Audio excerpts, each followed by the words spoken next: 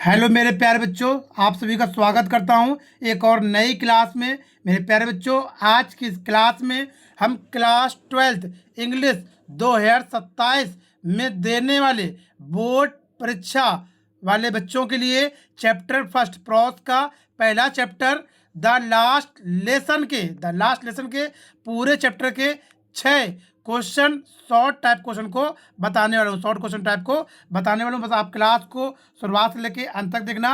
अगर आप ये पूरी क्लास देख लेते हैं तो इस चैप्टर के आप सभी शॉर्ट आंसर टाइप क्वेश्चन को कंप्लीट कर लेंगे। और अगर आप प्यार अच्छा दिखाएंगे तो मैं अगली क्लास में लॉन्ग आंसर टाइप क्वेश्चन लेकर आऊँगा। बस जितने तो मैं बताता जा रहा हूँ। आप अगर इस क्वेश्चन अगर आप ये 6 क्वेश्चन को भी तैयार कर लेंगे ना तो आपके ये चैप्टर का पूरा खल्लास हो जाएगा। ठीक है, इसके बाद आप एक भी चैप्टर आपको इस चैप्टर के एक भी क्वेश्चन आपको तैयार नहीं करना पड़ेंगे। तो देखते हैं कौन से वो 6 क्वेश्चन हैं जो इस चैप्टर से मुझे तैयार करना है। देखो, इसका पहला क्वेश्चन इसका क्वेश्चन आपके स्क्रीन पर दिख रहा होगा और मेरे साथ साथ आप लोग भी पढ़ेंगे और हिंदी अर्थ भी निकालेंगे, क्योंकि आप क्लास 12th में आ चुके हैं। ठीक है, आप क्लास 12th में आ चुके हैं, आप खुद अर्थ निकालेंगे और समझेंगे।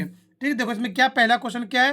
Home did M M L blame for the ignorance in studies and why. यानी कि एम एम एल ने पढ़ाई की अज्ञानता को लेकर किसको आरोपित किया और भाई और क्यों किया।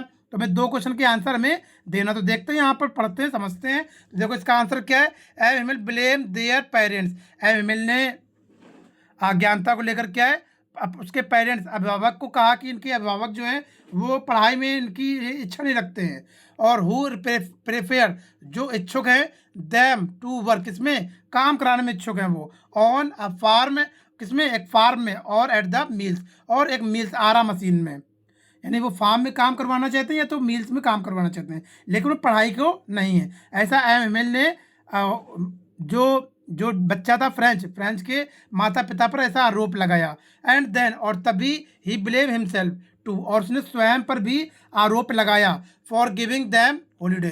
क्यों क्यों लगाया, क्योंकि वो इसको छुट्टियां दे दिया करता था। उसने कहा मैं भी तो इसमें अपराधी हूँ, क्योंकि मैं भी जब बच्चों को पढ़ाने की बारी आती थी तो मैं उन्हें छुट्टी छुट्टी दे देता था। जाओ बच्चों, मस्त करो, खेलो कूदो। ऐसे तो मैं भी आरोपित हूँ। बहुत इंपॉर्टेंट क्वेश्चन है, IMP है, इसको तैयार जरूर कर लेना बच्चे। हाँ, देखो अगला क्वेश्चन देखो।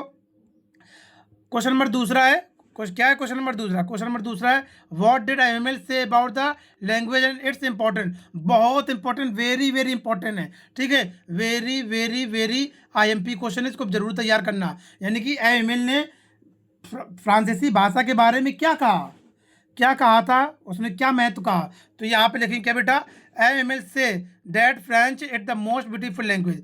जो IML ने कहा जो फ्रांसीसी भाषा है वो सबसे सुंदर भाषा है। क्या है बेटा, सबसे सुंदर भाषा है इन द वर्ल्ड, संसार की। फ्रांसीसी भाषा है वो संसार की सबसे सुंदर भाषा है, ऐसा उसने कहा।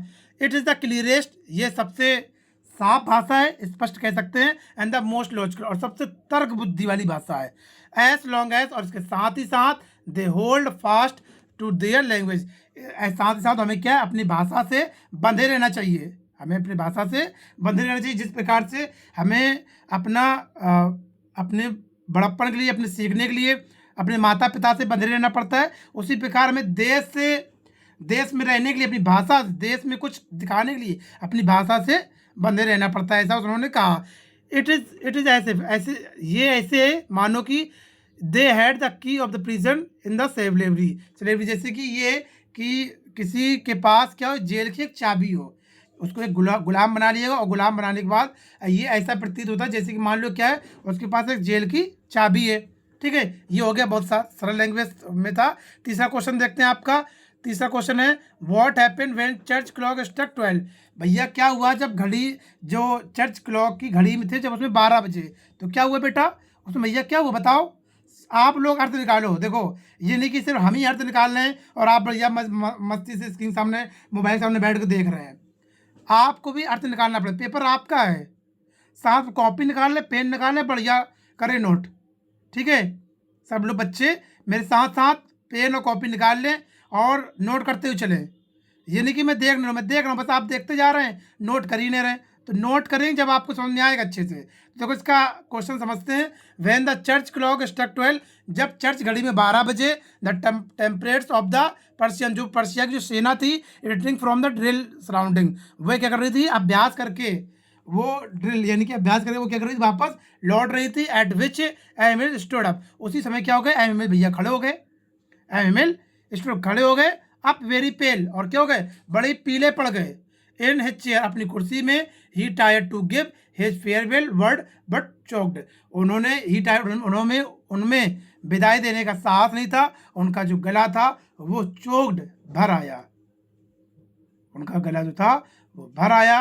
और कहा, बच्चों अब ये आपका लास्ट लेसन है, क्या करूं, आदेश आ गया है, कहाँ से, पर्सिया, पर्सिया से क्या है, पर्सिया से आ गया है, जर्मन से, जर्मन से ये आदेश आ गया है कि फ्रांस, पर्सिया और अल्सेस और लॉरेंस जिलों में ये फ्रांसीसी भाषा नहीं पढ़ाई जाएगी, ऐसा आदेश आया है। उसके अध्यापक ने कहा। देखते हैं अगला क्वेश्चन, देखते हैं यहाँ पर क्वेश्चन नंबर 4 क्या है। इन वॉट वे, किस तरीके से, अकॉर्डिंग टू एमएमएल, एमएमएल के अनुसार, does the mother tongue serve even the enslave the people, MML के अनुसार किस प्रकार से जब एक आदमी किसी का गुलाम होता है तो उसकी भाषा किस प्रकार से, उसकी मदर टंग होती है, मातृभाषा जो उसकी होती है, वो किस प्रकार से उसकी मदद करती है।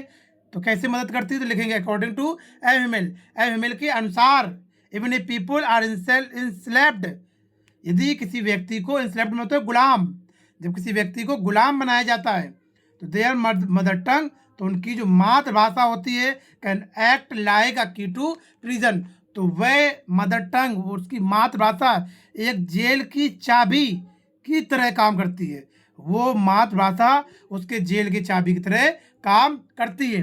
अब देखते हैं यहाँ पर क्वेश्चन नंबर 5 है, इसको समझते हैं। What change did the order from Berlin cause in the school date, what changes, क्या परिवर्तन करने के लिए, डिड द ऑर्डर, आदेश आया था, फ्रॉम बर्लिन, बर्लिन से, बर्लिन से स्कूलों में क्या बदलाव के लिए आदेश आया था, कॉज इन डेट डे, उस दिन, उस दिन बर्लिन से क्या आदेश आया था भैया, बताओ बच्चों क्या आदेश आया था। आप भली भली बात ही जानते हैं क्योंकि आपने चैप्टर को पढ़ा है, तो हम इसको देख लेते हैं क्या आदेश आया था। तो देखो यूजली आमतौर पर व्हेन स्कूल बिगिन, जब स्कूल की शुरुआत होती थी, तो देयर वाज अ ग्रेट बस्टल, तो वहाँ पर क्या होता था, बहुत ही शोरगुल होता था, which could be heard out in the street, जो गलियों के बाहर सुना जा सकता था, जिसको हम गली के बाहर सुन सकते थे। बट लेकिन दैट डे, लेकिन उस दिन क्या हुआ, लेकिन वह दिन everything was as quiet as Sunday morning, उस दिन इतना शांत था जितना कि रविवार की सुबह होता है। देखो आप मंडे से लेकर सैटरडे तक आपका स्कूल चलता है, जब स्कूल चलता है तो देखते हो बहुत शोरगुल होता होगा, अध्यापक पढ़ा रहा होगा, उसका शोरगुल बाहर गलियों में जा रहा होगा, बच्चे उधम कर रहे हैं, शैतानी कर रहे हैं, तो उसका शोरगुल बाहर जाता होगा। लेकिन उसी, अगर वहीं संडे की बात करें तो संडे को ऐसा कुछ नहीं होता होगा, गली के बाहर से, स्कूल के गली के बाहर से आप निकलेंगे तो बड़ा ही सन्नाटा होगा, बहुत सन्नाटा होगा, ठीक है, बहुत सन्नाटा वहाँ पे होगा। तो वही कहते हैं उस दिन इतना सन्नाटा पड़ा था जैसे कि संडे की सुबह पड़ा होता है।